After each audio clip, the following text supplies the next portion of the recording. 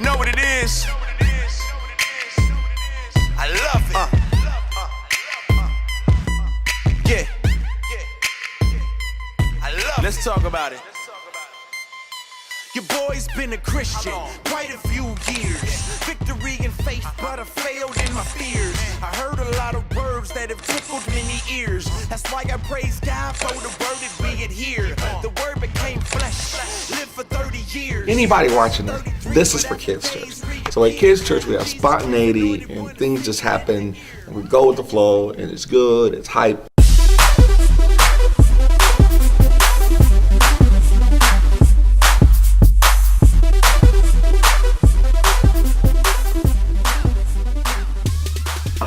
Every week I love seeing their energy when they come in worshiping the Lord. They're always jumping up and down, got the biggest smiles on their faces and dancing, and it's just a real joy to be able to work with these kids, to pray with them, and to see the joy that they have in the Lord.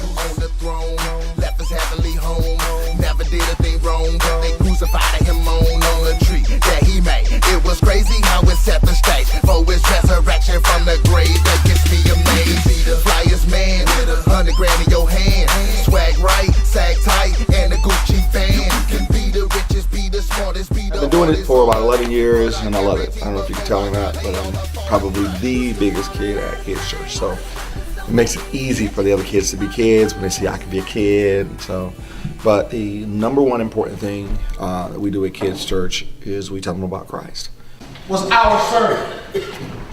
He washed the disciples' feet. He died for us. Far be it from any of us to ever feel that we are better than the Master. It started off as a milk ministry, and we were meeting every other Saturday. We had 4 buses that went around the community. They'd pick up kids, we'd tell them about Jesus, and we'd send them home. And that would be it for 2 weeks. And over the years, I've watched a lot of children who go to Kids Church grow up and not stay connected with Christ. As a matter of fact, many of them wind up in a variety of places. I'll just leave it at that. You guys can fill in the blanks. And so right now, the biggest thing that we're pushing is discipleship. Give me a beat.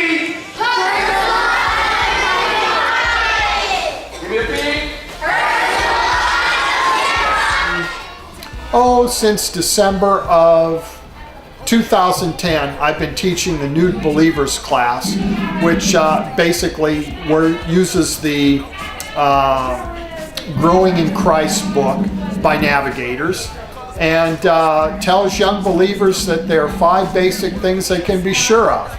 Their salvation, answered prayer, victory over sin, forgiveness of sin, and God's guidance in their life.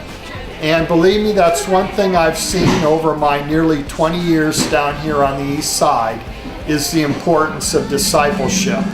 Because there are very few young people, in my experience, who show any signs of new life. And the few that do are in an environment where it's very difficult for them to grow. You find out what their needs are, and you realize that mostly what they need is love and attention and consistency. And it's such an opportunity to provide them with knowledge from the Bible and life skills that they can take home with them. Biblical principles that you can teach in a simple way, even to a 4 or 5-year-old. You know, I can just start out by getting to know their name, and coming back the next week and asking them what's on their heart. And the more I've been building these relationships, the more I've noticed that I feel like this is my community. It's not just about being a part of their community or helping out somewhere where I think there might need some help. I feel like I come down here on Saturdays because this is where my mind is all week, on these kids and on the relationships. Read it. You want the crown too? Okay. Bird? Who wants bird? Chup, chup, chup, chup, chup, chup. Finally, squirrel. Everyone's. My name is Megan Grichkowski. I'm originally from Milwaukee, Wisconsin, but I moved to Indianapolis about 4.5 years ago. I moved into this community knowing because I wanted to see change. I wanted to see the Lord grow and become a part of their lives. And I'm starting to see that with some of the kids, and it's really an awesome experience.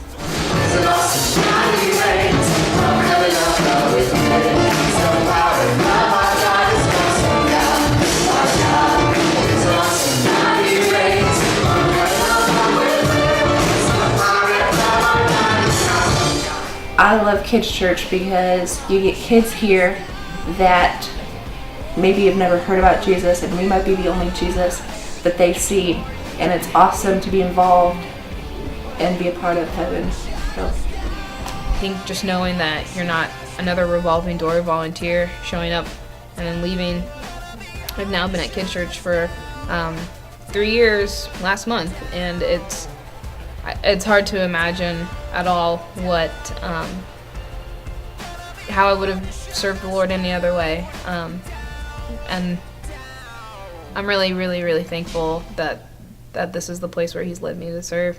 This is the place where He's led me to grow, and this is my church.